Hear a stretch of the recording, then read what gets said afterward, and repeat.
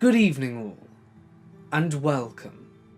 Before the video begins, I just want to do a quick little announcement, I suppose. In my last live stream, I was playing a game on my phone called Alexandra Mind Mess. The creator of the game emailed me and asked for a shout out. It's not paid or sponsored or anything, just shouting out a game. It's a story-based game. You read the story as it goes along, and there are several chapters to the story. It's pretty good twists, so if you would like to download a story-based game, I'll leave a link in the description, and feel free to check it out, up to you. But that aside, I hope you're ready, because it's time to get comfortable, and let the darkness take control. I'd like to start off by saying that this took place when I was 17 years old. I am a male, about 6 foot and 180 pounds.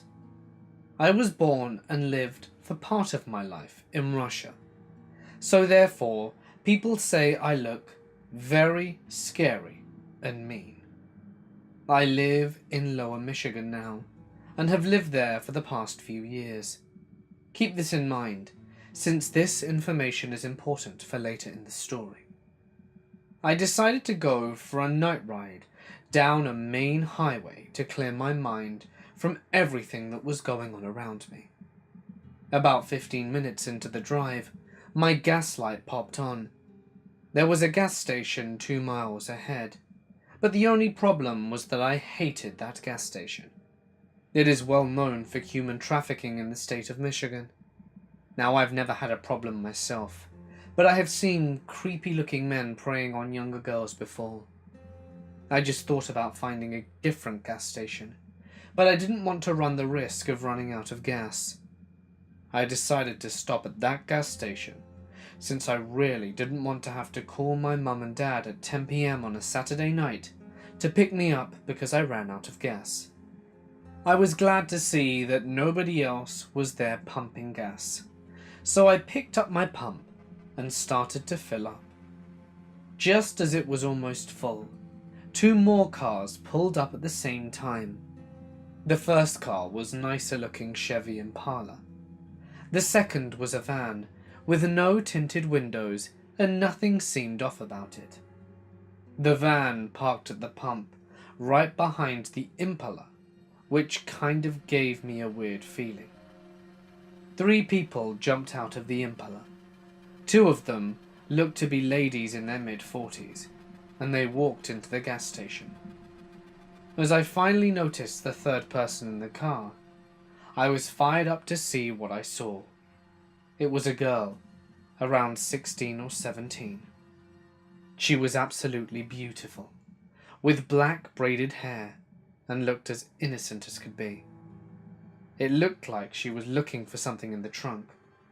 When the trunk opened, it was very clear that they were on a road trip, and had no idea how dodgy this gas station was, or how dangerous it was at night.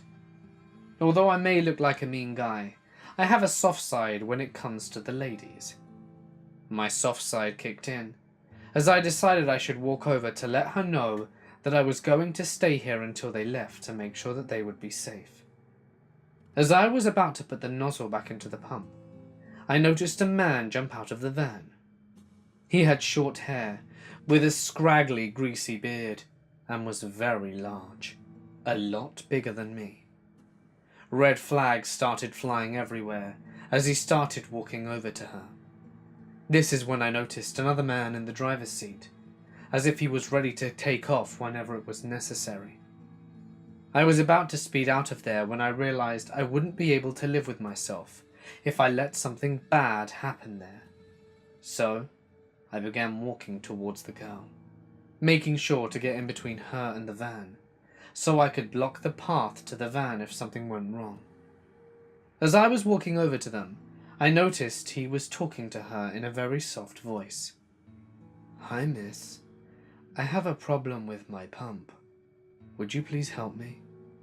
Before she could talk, I interrupted her and said, "I'll take a look at that." He looked at me, and his gaze turned to anger and frustration. She noticed me as well, and I could tell she started to get even more worried. I could tell that she was terrified because she probably thought that I was with the guys, and I was going to help him harm her.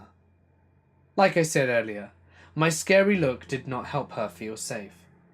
He then stated, "I asked the girl, not you." I started to get really scared as he turned his focus onto me.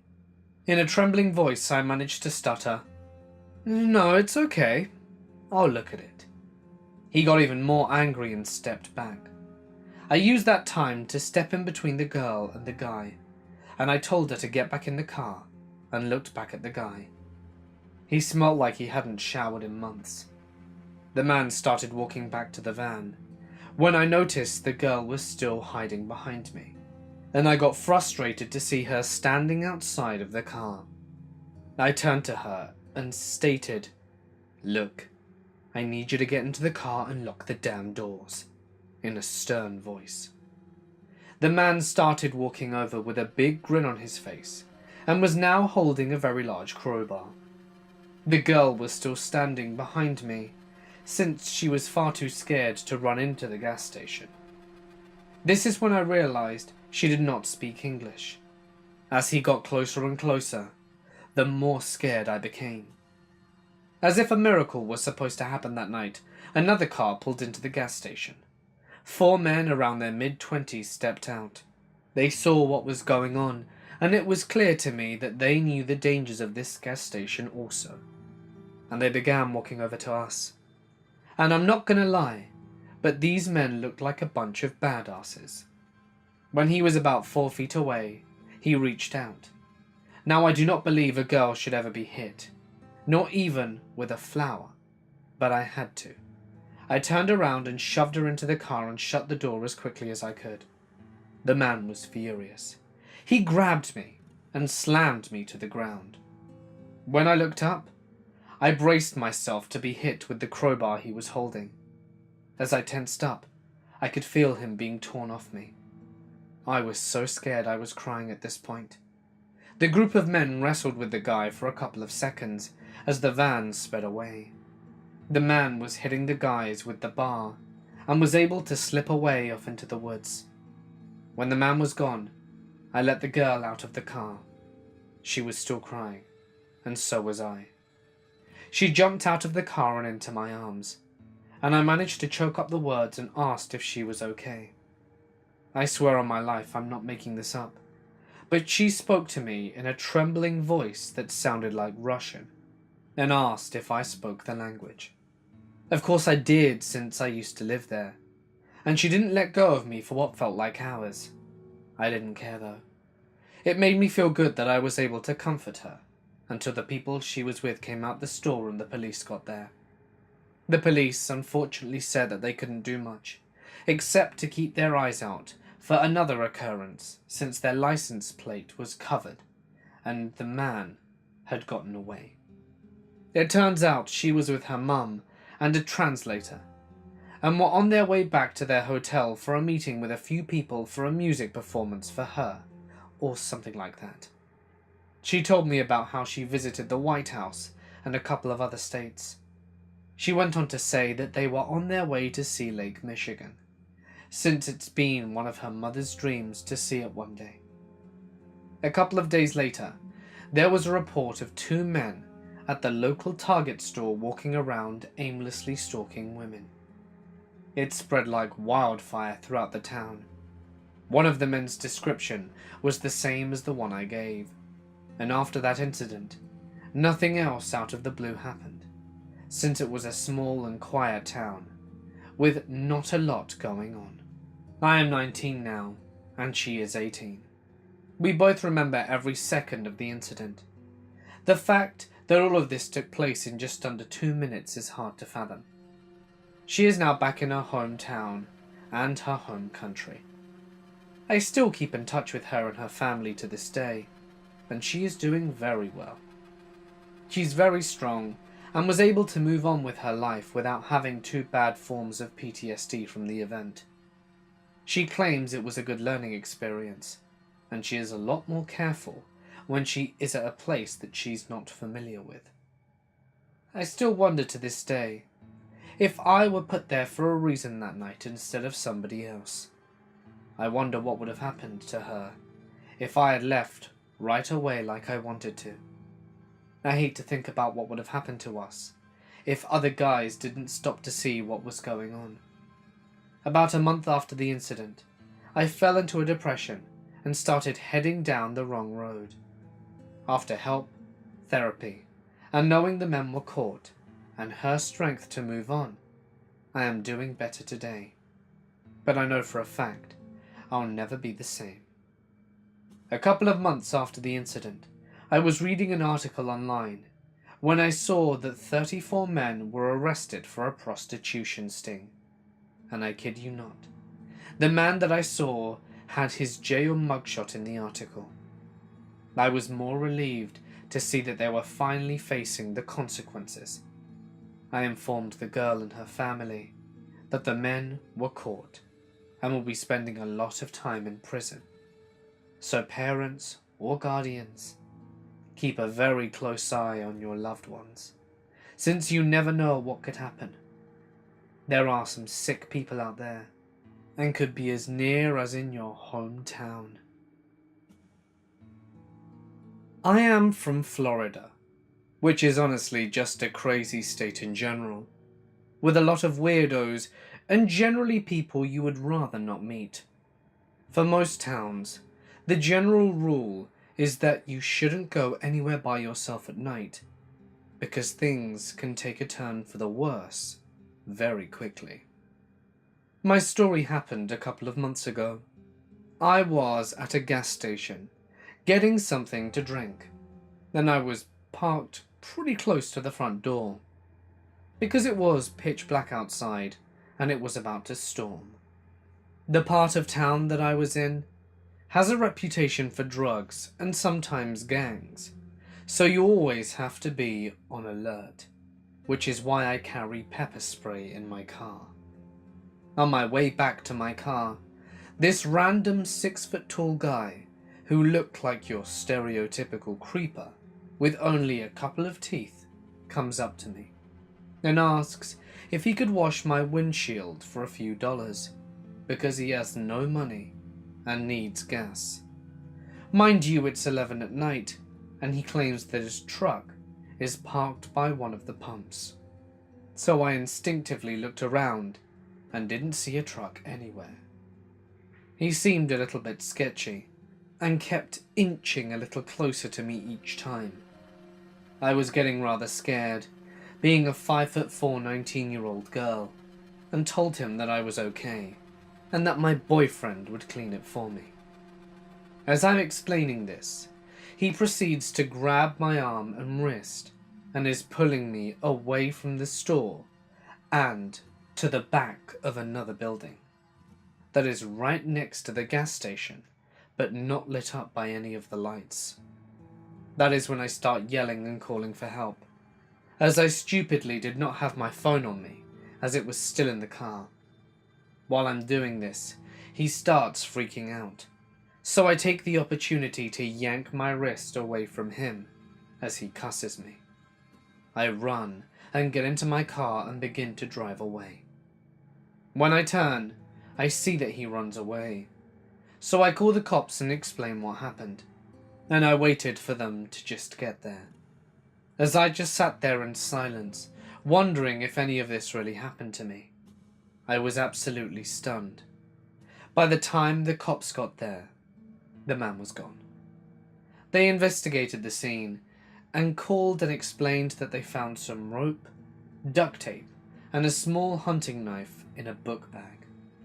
Now, as I'm writing this a few months later and looking back at what happened, I should have listened to my ex about going out, because that night the air was abnormally still and just had an overall thickness to it, which makes anyone's hairs stand on end. Now I'm too scared to be alone at night, and I still have nightmares. You meet such really interesting people at gas stations. I mean, generally you don't it's a half-truth. There's definitely a higher proportion of weird or scary people than normal retail shift. But after a couple of months on the job, you learn all the archetypes. The dead-tired norms on their way home, the herds of teenagers on a candy binge, the meth heads who waste their entire month of food stamps on junk, the wine mums, the 24-hour gym rats, the alcoholics on bikes because of their DUI who panhandled $2 for malt liquor. It doesn't take long to see it all, and I've been here for years. Long enough to see what I call interesting, even when your threshold for abnormal is off the charts. You still end up with stories of the inexplicable or unnerving. I'll start off with the latter. One autumn night, a man and a boy of about 9 came in at 3 a.m. I yelled a half-hearted greeting and barely glanced towards them before back to my phone. The boy makes a slow and cautious walk towards the candy aisle, while the dad makes a beeline for the beer coolers. I can tell by his body language he's somewhere on the scale between unfriendly and angry. Shoulders forward, brisk, stompy steps. I sigh, anticipating an argument I've had many times. Last call was at 2. I can't sell you that. He glances back at me and moves wordlessly down the wall, selects a tea, and heads to the counter. The way he walks gives me the impression he's going to punch me. I ready myself to try and disarm him with a monotone, "How are you doing?" He hard stares me for an uncomfortable few seconds and says, "Pack of Marlboro Reds." Relieved he didn't start whining or bargaining about his beer. I turn my back to him and grab the cigarettes and jump with a start at a yell of, "Jack, hurry up!" I turn back and look past him to see his son at the candy aisle. 1,000-yard stare, not really trying to make a selection. The first real look I've had of him tells me the tears he's fighting wouldn't be his first of the day. I ring in the smokes and tea and say nothing, hoping it will resolve itself. Dealing with this stuff I see on a normal night, I've learnt not to meddle. To no avail this time, as he tosses a grimy $10 bill for his incomplete purchase, and not 20 seconds after the first time, he yells again to his son. That's enough to stop my interest in customer service. Graveyard is an interesting dynamic. Obviously, we're supposed to have the smiley, welcoming personality all clerks are expected to. But also, I'm here alone, and also need to give off an air of security. Cross certain lines, and I stop being friendly. I said, "Hey, relax," in a low tone. He turns back to me with the same intensity, which he just yelled, and answered, "What was that?" He can take 2 minutes to pick the candy bar. You're invalidating any points you'd score for buying him one by being a dick. You can shut the hell up. I tell him, we're done here. Grab his purchases out of his reach and push his money back towards him. As I do, I notice the bill has blood on it. Then I notice his knuckles on his right hand are bleeding. Old, caked blood still oozing. Now I'm sure this could get physical.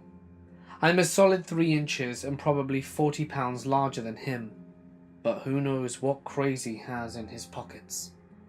Our brilliant company policy doesn't allow weapons, but I keep deterrents conveniently placed in reach.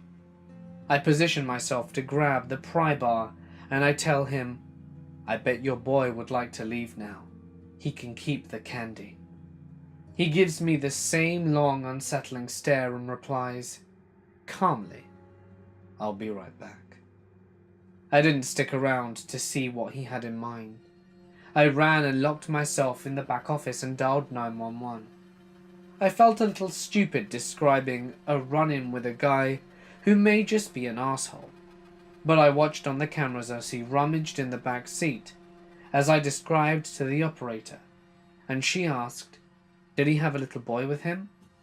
Before I was even off the call, I began to hear sirens. A lot of them. It took a few days and a few conversations with the police before I had the whole story. The response had been to an Amber Alert. Jack, tragically, had lost visitation rights to see his son at the boy's request. No context with a simple kidnap. His ex-wife was found unrecognizably mutilated with a claw hammer. The wounds on his hands were splinters from her skull, and this happened 6 hours away from my store, and I was the first place they stopped. I try not to dwell on what might have happened if Jack had picked a chocolate in a timely manner.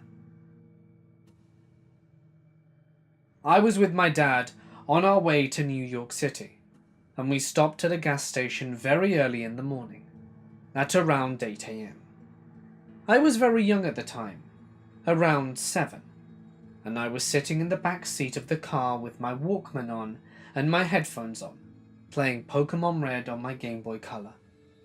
As I'm sitting there, he goes to pay for the gas and gets a few snacks for the trip. An old, very old man walks over to the car and opens the door and sits in the front seat. I had no idea what to do. Being so young, I simply sat there, and after about 3 minutes of this old man sitting in the front seat, without saying a word, a 40-year-old man runs out of the gas station screaming, "Hank! Wrong car, Hank!" Hank is still sat in the seat, and the man yells, "Come on, Hank, get out!"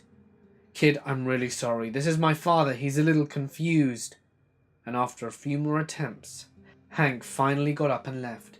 And to this day, I honestly have no idea why I didn't say anything. I was driving home from work really late. It must have been around 3 a.m. and pull up at the gas station to fill up.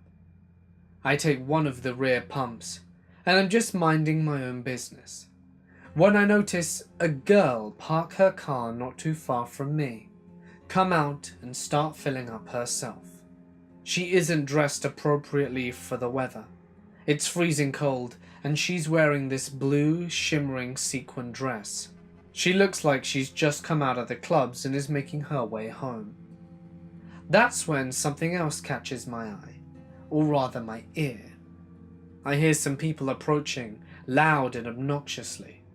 It's a gang of youths, somewhere between the ages of 16 to 18, all with their hoods up, wearing their pants really low, and generally trying to be as obnoxious and annoying as possible. That's when they start hollering at this girl, and she tries her best to ignore them. Instead of carrying on their merry way, they decide to approach her and harass her. One of the guys from the group then gets really close to her, starts touching her arm, and generally making her uncomfortable, as they all surround her.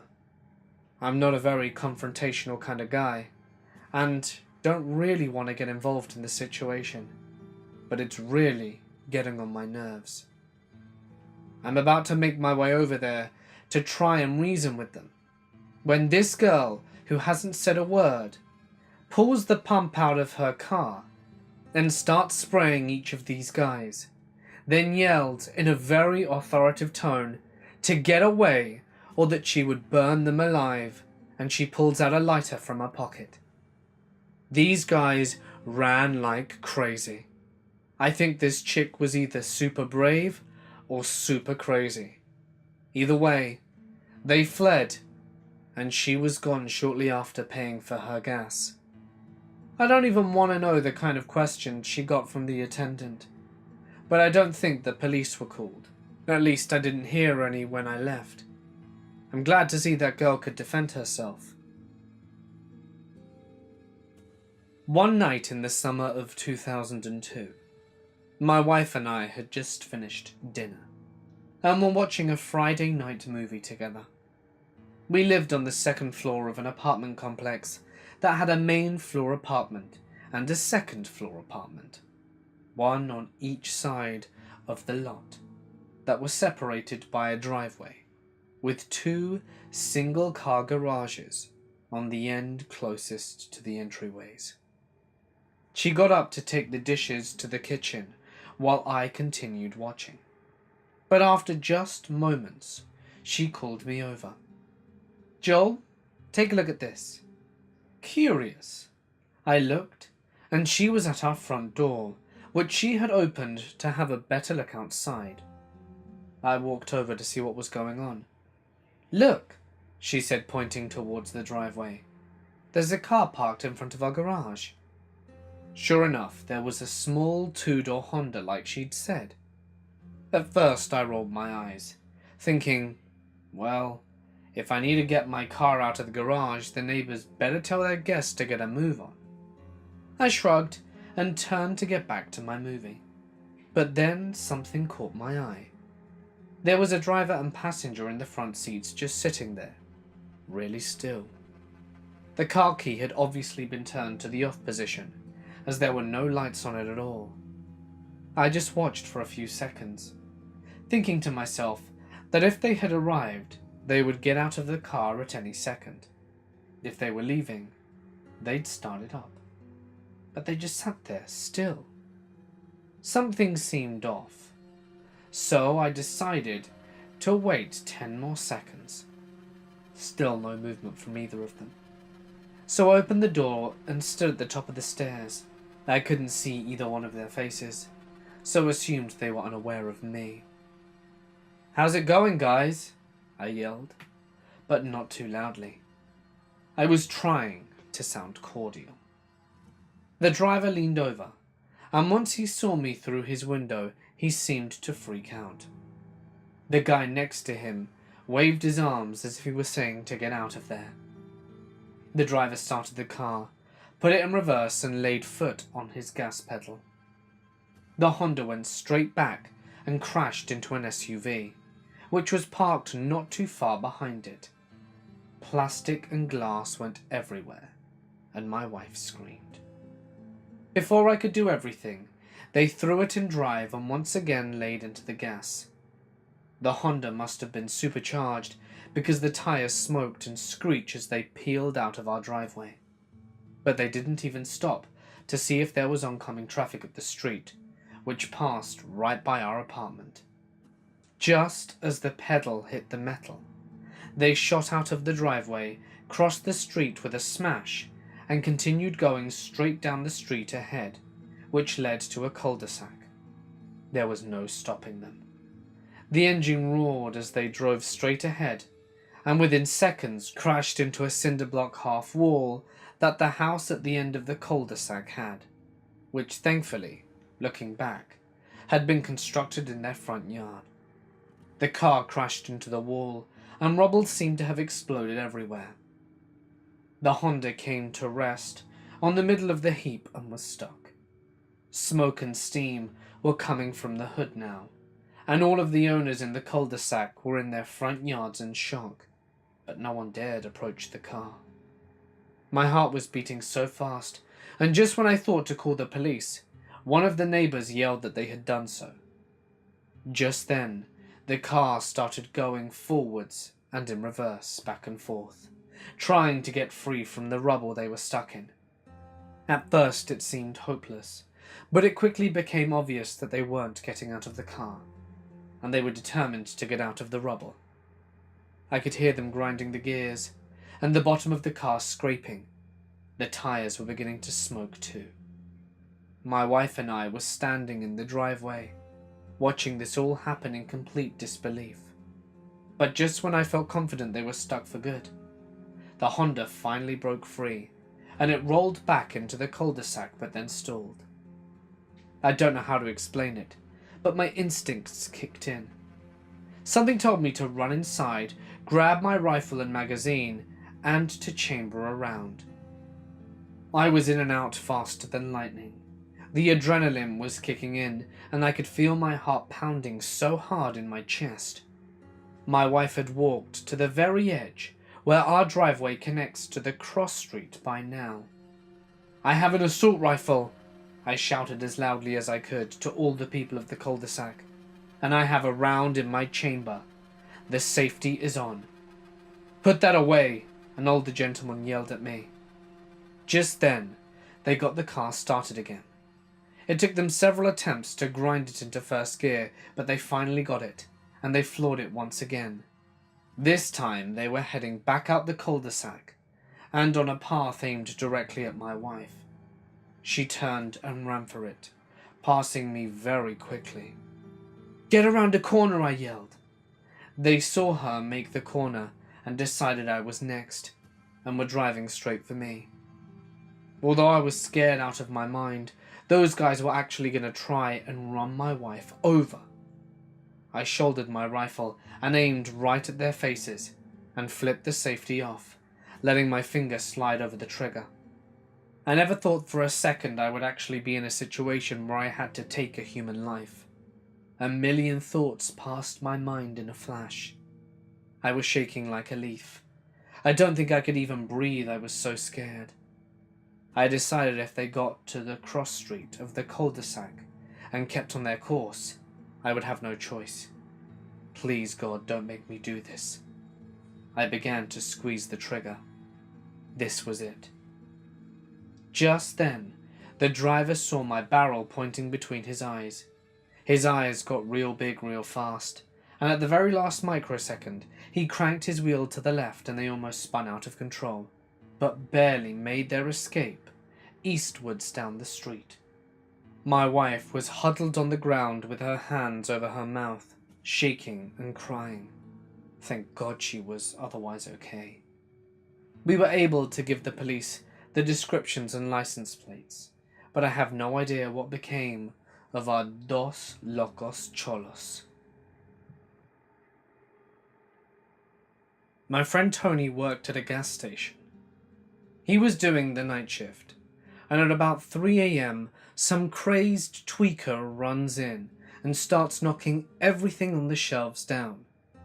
Tony's a bit confused, unsure what to do, and just stares at the guy. He realizes that he could be in danger, and so is about to make an escape into the back room to dial 911, when the guy smashes his head on something that he threw into the air, and collapses onto the ground. Tony sees that blood is starting to trickle from his head, and he's unsure whether he should go and check the guy for signs of life, or retreat back into the back room. In the few moments it takes for him to make a decision, the guy gets up again, grabs a candy bar on the ground, and leaves. In shock, it takes him 3 minutes before he dials 911, and they don't catch the guy. Alright, let me try and recall this as best I can. It happened a while back, and I try not to think about it any more than I have to. For starters, I used to work in a gas station, but that's obvious enough. It wasn't a place in the middle of the city, but it wasn't way out in the countryside either. It was one of those awkward in-between areas, where mostly it's just low-end houses, fast food joints and gas stations, like the one that hired me. This station was on a 2-lane road that wasn't far from a major highway, and we got a lot of people stopping in for gas who were on their way to the beach for the weekend, or just passing through on their way to the cities around us. Typical of any gas station like the one I worked at, if I do say so myself. But you see, that was during normal hours.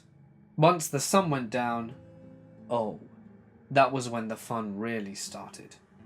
That was when all the freaks showed up. Late at night, all the shadier customers would show their repulsive faces. Drunks would stumble through the doors and would keep on going for the back wall, where we kept all the alcohol. Teenagers would slink in, trying to buy cigarettes. I'd ID all of them, and some of the cards they showed me looked fake. Some didn't. To be honest with you, I didn't really care. If they wanted to burn their health away, it was their business. Potheads would wander in too, and load up on chips and ice cream. Oh God, the ones who would buy ice cream were a funny bunch.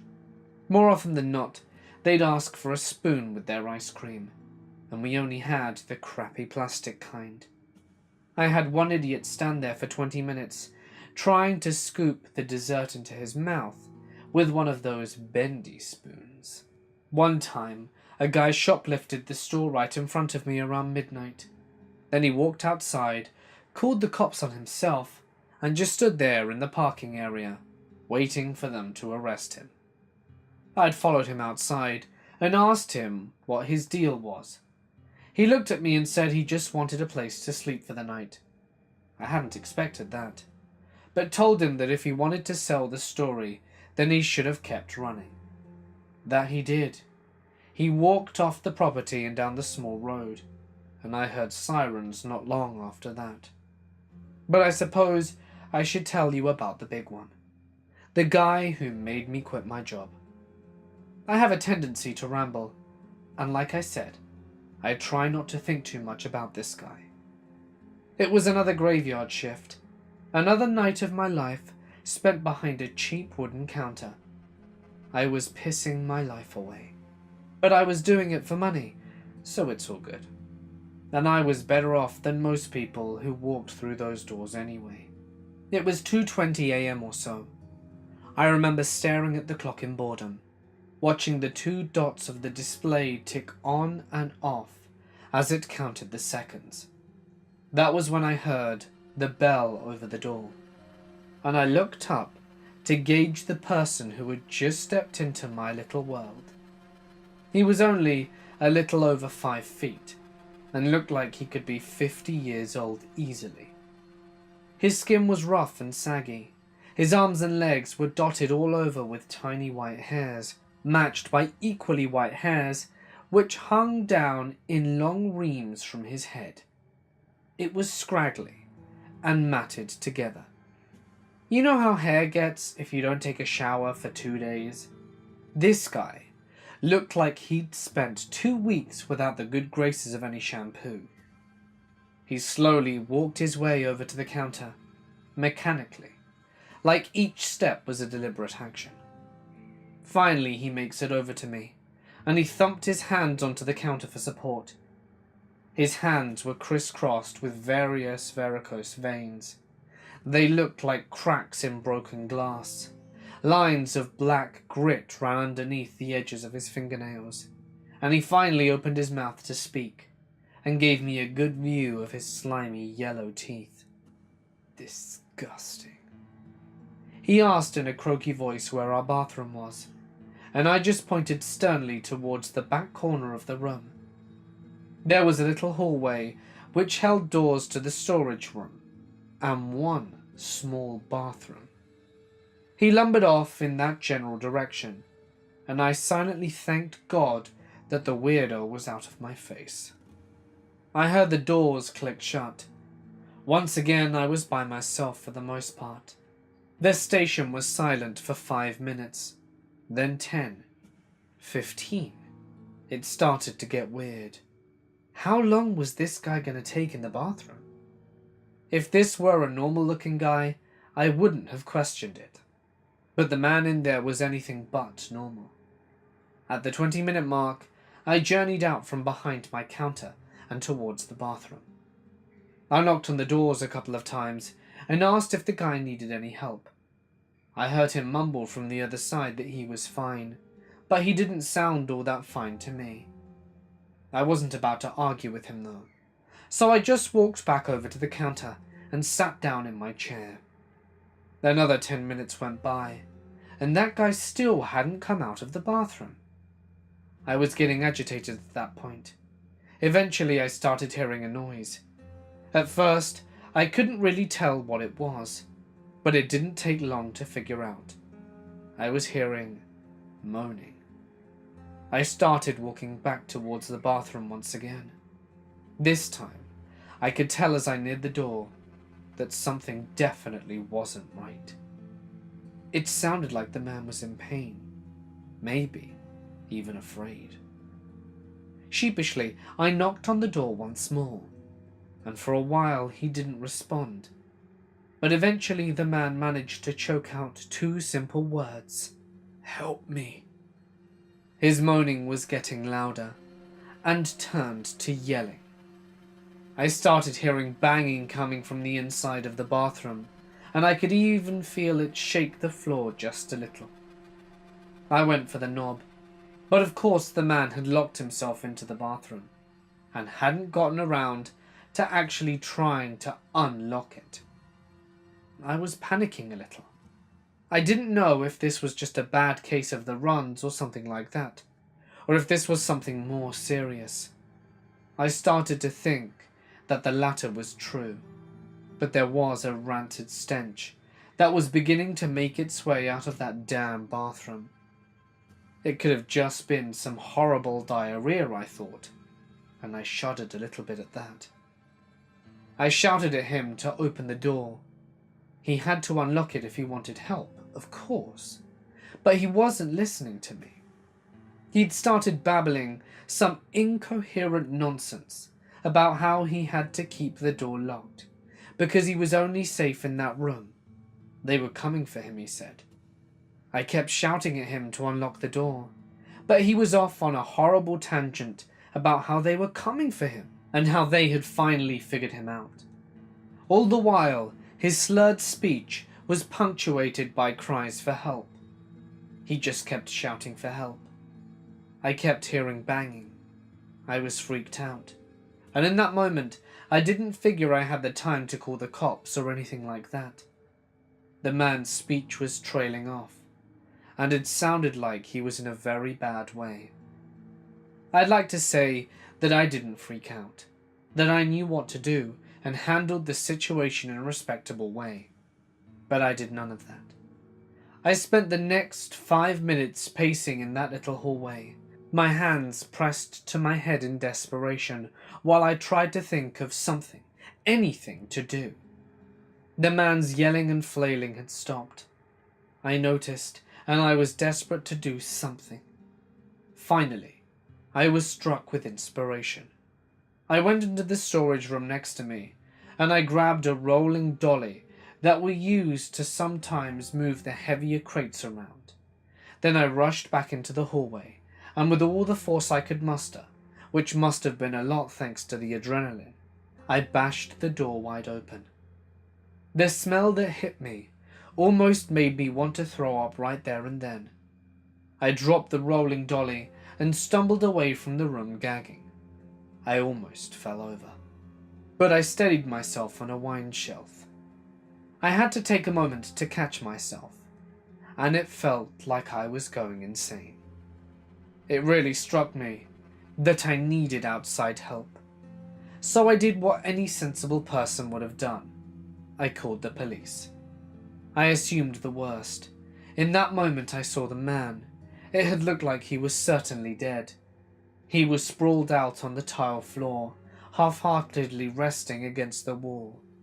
His back was slumped over, curving in the space between the wall and the floor, and his knuckles were very bloody.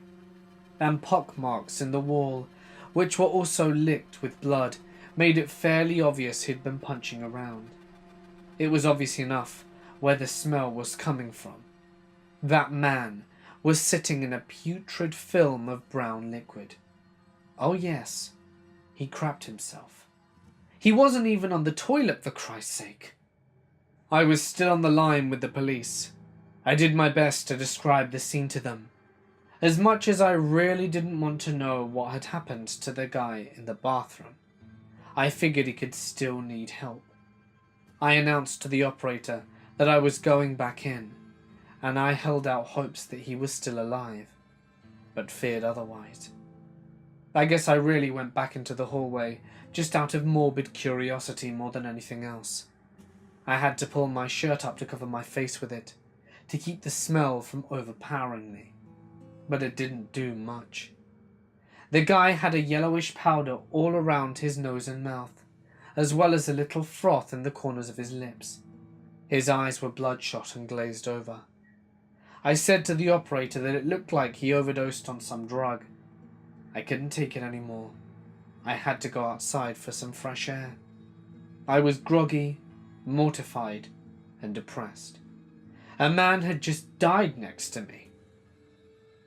At the most, I was out of there for 5 minutes. I could already hear sirens when I stepped into the cool night breeze. Only 5 minutes. But here's the thing. Here's the thing that messed me up bad. When the police arrived, they asked me to show them where the incident had occurred. An ambulance was there as well, and the paramedics were getting their equipment. I led them all to the back, and it smelled horrible.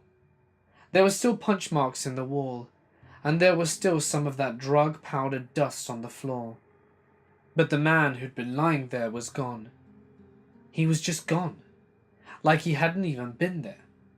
I don't mean he was gone in the sense that he'd just got up and left. There weren't any boot prints, no streaks of liquid on the floor, no handprints on the wall. There was none of that. It was just like he vanished. I can't explain it. I don't want to know what happened that night. I quit a few days later. I couldn't keep going back there. Not after all that. You know, the thing that the guy kept saying replayed in my head. All the things about how they were coming for him. God help me. When I was younger, I worked as a gas station attendant. I was really hoping to do a good job as to impress my supervisor, but I had a few things go wrong that made him lose total faith in me. One of the scariest moments was when a local man drove by the station, hid out across the road, and started shooting at the pumps. My boss was convinced he was aiming for me, but it seemed like I was an unintended target, and that he was actually shooting at our supplies. Paint cans and oil cans suffered the most damage. Couldn't figure out why he'd hold grudges against inanimate objects, but he was a real nutcase. Luckily we survived, with no injuries. I borrowed my husband's van for a shopping trip. Halfway to the store I noticed the brakes were mushy. I headed to a nearby full service station to get them checked. Just as I reached the corner, the brakes totally failed. I was pumping the brakes like crazy as I flew through a red light in the middle of rush hour. I killed the engines as I slid up the ramp and into the station. The ramp bled the speed off, and I barely missed the pumps. I saw the attendant reach over and hit the emergency cutoff just as I slid past. The van rolled up and tapped the station wall. I sat there shaking like a leaf, still holding a white-knuckled grip on the steering wheel. The attendant slowly walked over to the van's driver's side window, calmly wiping his hand on the shop rag, slowly looking up at me and asked, "Brake?" Hey guys, it's Mort here, and thank you so much for listening. Thank you everyone for all the very kind comments you left in yesterday's video. It certainly means a lot. Just to update you on Pandora, she's doing a lot better. We took her to the doctor this morning, and she did an inspection and said that she's getting better, that she probably picked up a virus and that she's improving, but she didn't have any appetite. She didn't really want to eat anything the last few days. Didn't want to drink anything either. She's not been behaving normally. She's not been going to the bathroom much. So yeah, all quite concerning stuff for a new parent. But thankfully, she's, we've been told that she should be better in the next few days. If not, just go back. But she's got all the signs of improvement and recovery. No temperature, no feebleness, no vomiting, no floppiness. So yeah, everything's getting better. Don't know if you hear her screaming in the background though. She's just excited. If you enjoyed the video, please do not forget to drop a like and leave a comment with your thoughts. They always really help. I do post new content every night, and, you know, if that's not a good enough reason to press the little bell icon and subscribe, I don't know what is. If you do, I'll hug a kitten. If you'd like to share your story too, to have it read on the channel, feel free to email it or drop it to my Reddit. Either are fine. But anyway, For now, guys, it's time for me to sign off. Stay awesome, and I'll see you in the next one.